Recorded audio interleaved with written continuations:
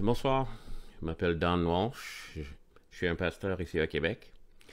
Euh, Ça fait quelques temps que je pensais justement faire quelque chose comme ça, je vais mettre quelques messages en ligne.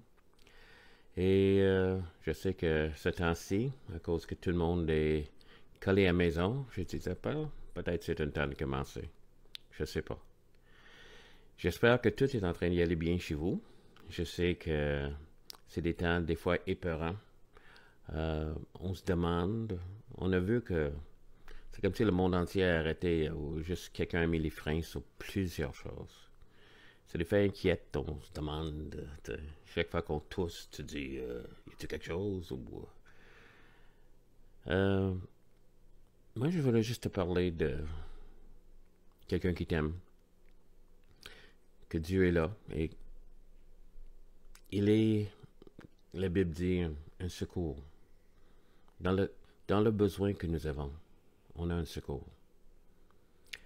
Donc, on va faire des petits messages comme ceci, puis je vous invite de juste rester avec nous, écouter, et peut-être te laisser toucher par qu'est-ce que le message va dire.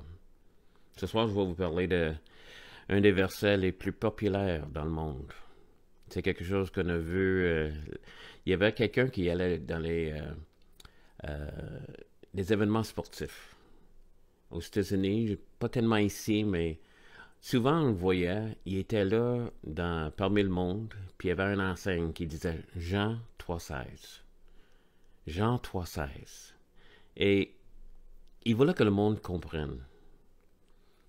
Et c'est un des versets, comme j'ai dit, le plus populaire, connu sur la terre, et qui explique un peu le cœur de Dieu et l'action de Dieu. Qu'est-ce qu'il voulait faire pour toi? Donc le verset dit, en Jean, chapitre 3, et le verset 16. Car Dieu a tant aimé le monde, qu'il a donné son Fils unique, afin que quiconque croit en lui ne périsse point, mais qu'il ait la vie éternelle. C'est-tu merveilleux? Dieu t'aime. Dieu a tant aimé le monde. T'es-tu dans le monde? Si t'es pas extraterrestre, c'est pour toi. Il a tant aimé le monde. Et il aime le monde aujourd'hui. Même dans tous ces temps difficiles, je veux que tu saches que Dieu aime. Il aime d'un point que la Bible dit qu'il a donné. Dieu a donné. Afin que quiconque croit en lui, il a donné. Il a donné les choses les plus précieuses qu'il y avait. On avait un problème. Le monde a décidé de faire leur propre chemin. Quelque part après la création, l'homme a décidé, on connaît mieux que Dieu. On va faire nos affaires à notre manière. Et ça n'a pas bien été. Beaucoup de gens parlent de pourquoi il y a des souffrances dans le monde. Mais il y a des souffrances que personne n'a demandé. Mais ils viennent par des décisions qui étaient faites par d'autres. Des fois par nos propres ancêtres. Par des personnes qui ont manqué de sagesse. Un peu comme aujourd'hui, si quelqu'un décide que cette virus, on s'occupe pas de ça. On va aller dehors, puis on va se donner la main, puis on va faire... Pour toi, ça te donne des conséquences, mais aussi pour les personnes qui sont là, qui sont en train de vivre autour de toi. Ça peut avoir des conséquences. Mais ça a toujours été pareil. Pas juste dans les microbes, mais dans la société, dans la manière qu'on agit, la manière qu'on enseigne, la manière qu'on élève nos enfants. Tout est affecté. Et cet mouvement de l'homme a séparé l'homme de Dieu. Dieu aimait le monde.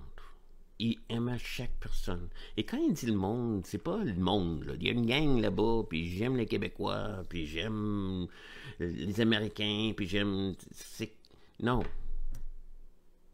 Dieu t'aime, toi. Connais ton nom. C'est qui tu es. Elle veut dire, c'est le nombre de cheveux sur sa tête. Il y en a qui aiment. Il y en a moins que d'autres, puis il y en a qui en plus, puis...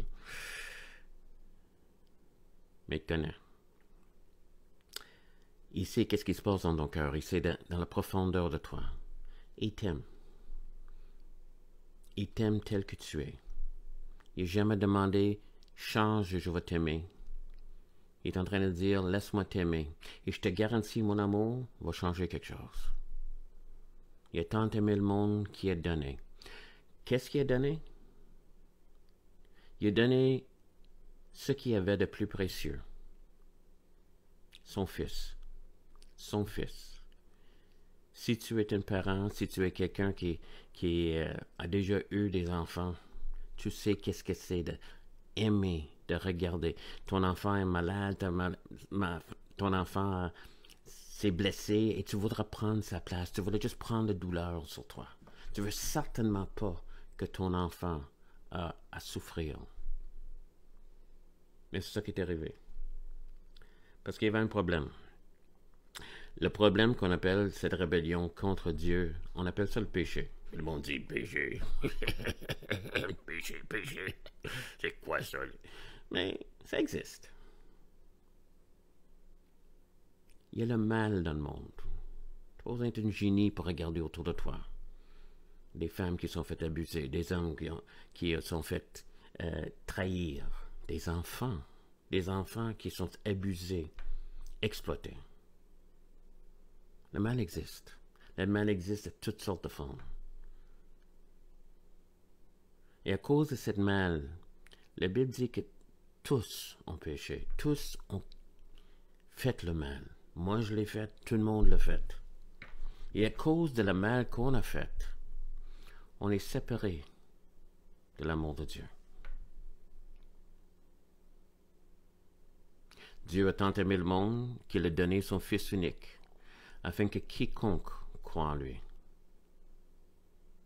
Donc, le problème, le péché, Dieu ne pouvait pas l'ignorer. Il y avait un mal. Si on a commis un crime, quelque part, et si on se fait arrêter pour ce crime-là, on ne peut pas l'ignorer.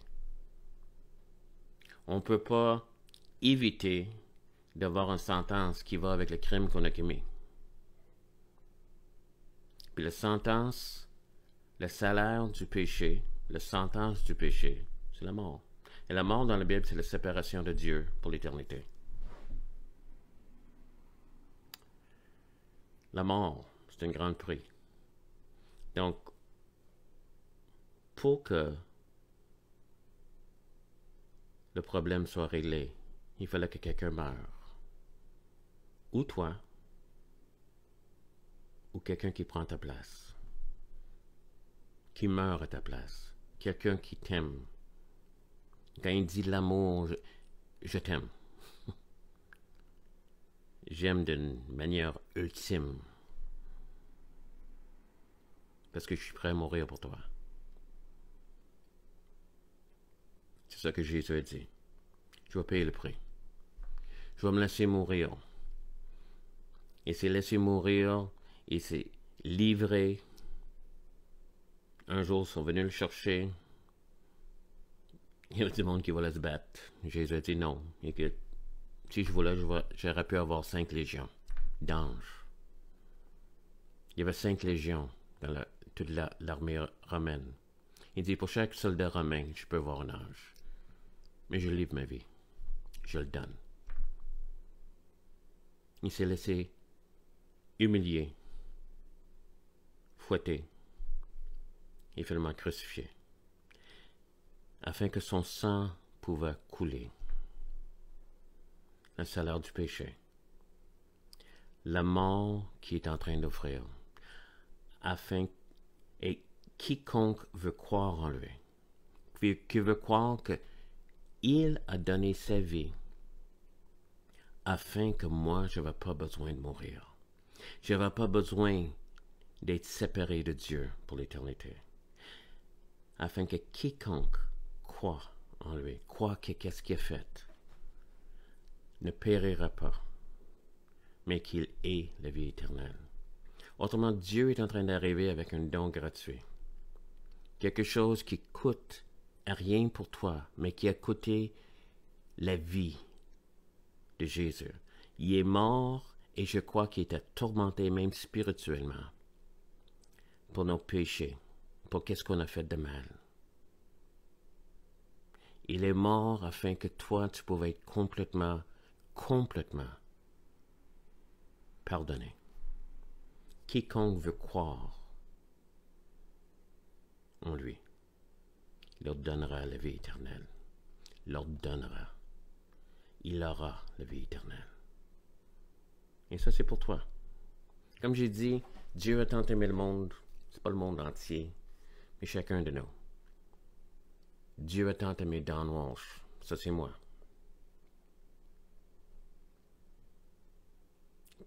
Tu connais ton nom. Dieu t'a tant aimé. Il t'a tant aimé au bout, qu'il était prêt à laisser mourir son fils unique. Afin que si tu crois là-dedans, tu peux recevoir la vie éternelle. Veux-tu croire? Aimerais-tu avoir cette assurance que tu es avec lui, que tu es pardonné, que le passé est effacé et le futur est promis? Jésus a dit une autre chose, je suis venu afin que tu aies la vie et la vie en abondance. Et c'est ça que j'ai trouvé les derniers 48 ans de ma vie. Quand j'ai donné ma vie à Jésus, j'ai trouvé une vie abondante. Puis il veut le donner à toi. C'est gratuit. Il est mort à ta place, afin que toi, tu n'avais pas besoin de mourir. Il est mort pour pardonner tout le mal que tu as fait dans ta vie. Il est mort afin qu'il puisse te donner une nouvelle future. Et tu as juste à le recevoir. Et si tu veux le recevoir, tu as juste à faire cette petite prière avec moi. Dis, Seigneur Jésus, je demande pardon pour mes péchés. Et je demande que tu me donnes la vie éternelle. Et que tu ressens, que tu penses à ce que tu es en train de dire. Donne-moi la vie éternelle. Je te reçois, Jésus, comme mon sauveur, et je veux que tu diriges ma vie dès ce moment. Maintenant, laisse-moi prier pour toi. Seigneur, tu vois qui est en train de prier maintenant, qui est en train de recevoir. Et je demande que tu scelles cette décision, que Saint-Esprit, tu te révèles, et que tu le montres, c'est plus que juste un acte religieux, mais une réalité, que ce soir, le passé est pardonné, et le futur est promis, la vie éternelle. J'aimerais donc que tu connaisses ça. Écoute, si tu as des questions, si tu as fait cette prière et tu aimerais me contacter, j'aimerais ça que tu m'écris. Mon courriel, c'est dwalsh4458 @gmail.com. dwalsh4458 @gmail.com. Et quand tu m'écris, pour que je puisse trouver que c'est dans ce sujet-là, parmi mes emails, que tu commences en disant « Pastor Don ». Ça va être plus facile pour moi de trouver les emails qui sont faits à ce sujet-là. Les courriels, excuse-moi, les emails. Je ne sais pas si tu as remarqué, j'ai un petit accent anglais. Mais j'ai toujours travaillé ici à Québec. Je suis un Québécois, en tout cas. Québécois! Écoute, Dieu t'aime, moi je t'aime. Je prie que tu aies reçu ce message-là, puis on va faire d'autres dans le futur. Je vais les mettre sur ma page de Facebook. Et si tu veux me contacter, si tu as des questions sur toute cette vie que je suis en train de parler, j'aimerais ça avoir le temps de parler avec toi. Que Dieu te bénisse et que Dieu se révèle à toi. Passez une bonne semaine.